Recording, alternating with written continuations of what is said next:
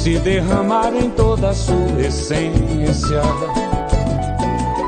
desafiando o poder da ciência para combater o mal. E o mar, com suas águas bravias, levar consigo o pó dos nossos dias, vai ser um bom sinal. Os palácios vão desabar sob a força de um temporal, e os ventos vão sufocar o barulho infernal. Os homens vão se rebelar dessa farsa descomunal. Vai voltar tudo ao seu lugar, afinal.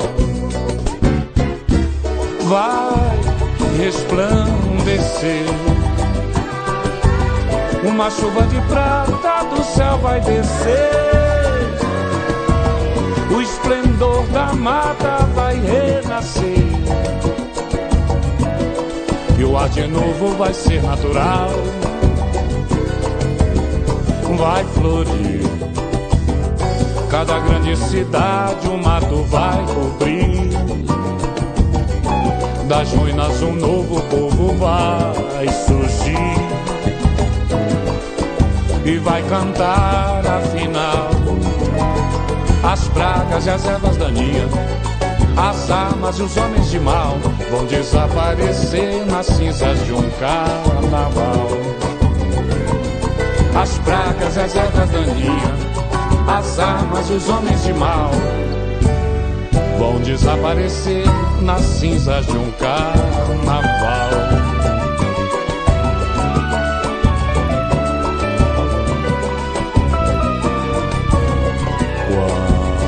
Quando o sol se derramar em toda a sua essência, desafiando o poder da ciência para combater o mal. E o mar, com suas águas bravias, levar consigo o pó dos nossos dias, vai ser um bom sinal. Os palácios vão desabar sob a força de um temporal, e os ventos vão sufocar o barulho infernal. Os homens vão se rebelar dessa farsa descomunal. Vai voltar tudo ao seu lugar, afinal. Vai resplandecer, uma chuva de prata do céu vai descer, o esplendor da mata vai renascer,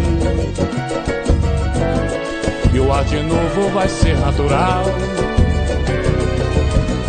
Vai florir cada grande cidade, o mato vai cobrir, das ruínas um novo povo vai surgir,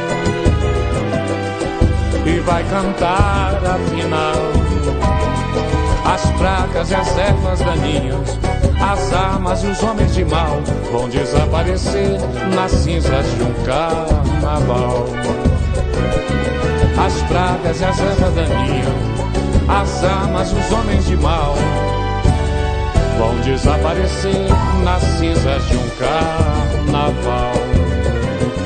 As pragas e as ervas daninhas, as armas e os homens de mal vão desaparecer nas cinzas de um carnaval. As pragas e as ervas daninhas, as armas e os homens de mal vão desaparecer nas cinzas de um carnaval.